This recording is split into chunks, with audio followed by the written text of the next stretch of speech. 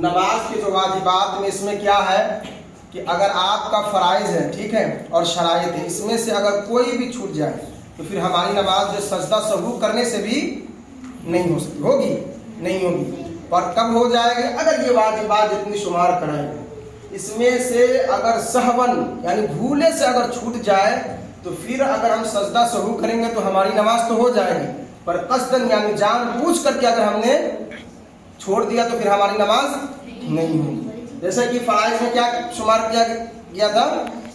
تکبیر تحریمہ ہے نا، قیام، قرات، رکوع، سجود اور قاعدہ آخرہ اور خروج بسنن، یہ۔ اور اس میں کیا کہتے ہیں شرائط میں کیا کیا گیا تھا؟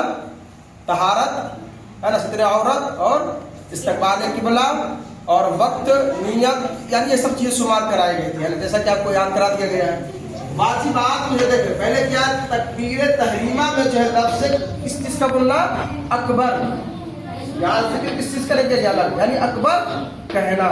اگر کسی نے لفظ اللہ اکبر سے ابتدا نہیں کیا، شروع نہیں کیا تو اس کی نماز نہیں ہوگی۔ تو پتہ کیا چلا کہ اکبر کہنا پڑے گا۔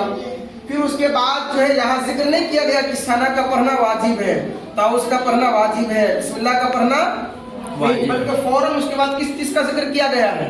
الحمد کا، یعنی سورہ فاتحہ کا پڑھنا واجب ہے۔ پھر اس کے ساتھ ہے نا کوئی سورت ملانا، ٹھیک ہے، چھوٹی سورت ہو یا ایک کوئی بڑی آیت ہو یا 3 آیت جو ایک سورت یعنی ایک لمبی آیت کے برابر ہو، ٹھیک ہے۔ پھر اس کے کیا کرے؟ فرض کی پہلی دونوں رکعتوں میں قرات کرنا کیا ہے؟ واجب ہے۔ تو پتہ چلا کہ فجر میں تو 2 رکعت ہیں، مگر ظہر ہے، عصر ہے، مغرب ہے، عشاء ہے، مغرب میں 3 رکعت ہیں، تو پتہ چلا کہ فجر کی دونوں رکعتوں میں کرنا تو فرض ہے، واجب ہے ہی ہے، اور شرط کیا ہے؟ قرات کرنا فرض بھی ہے۔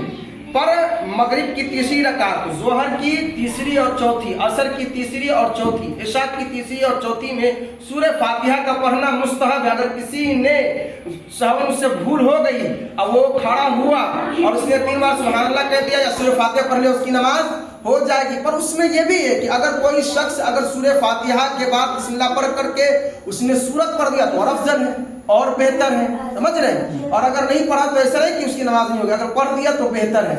پر یہاں کیا ہے؟ مگر ایک اس میں مسئلہ ایک اور بیان کر دیتا ہوں۔ اس میں ایک مسئلہ یہ ہے کہ نفل کی 4 رکعت میں، مثال کے طور پہ اگر 4 رکعت والی اگر نفل آپ نماز پڑھ رہے ہیں، یا سنت مؤکدہ ہو یا سنت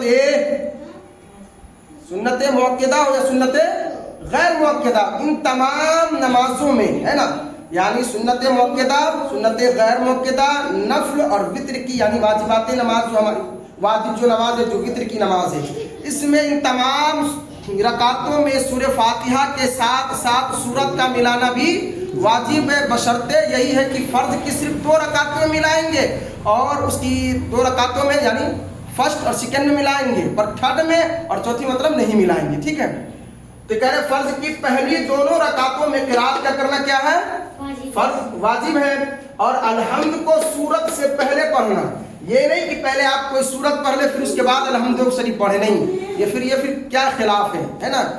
پہلے کیا کرنا؟ پہلے سورہ فاتحہ پڑھنا ہے، پہلے الحمد شریف پڑھنا، پھر اس کے بعد کوئی سورت ملانا ہے، ٹھیک ہے۔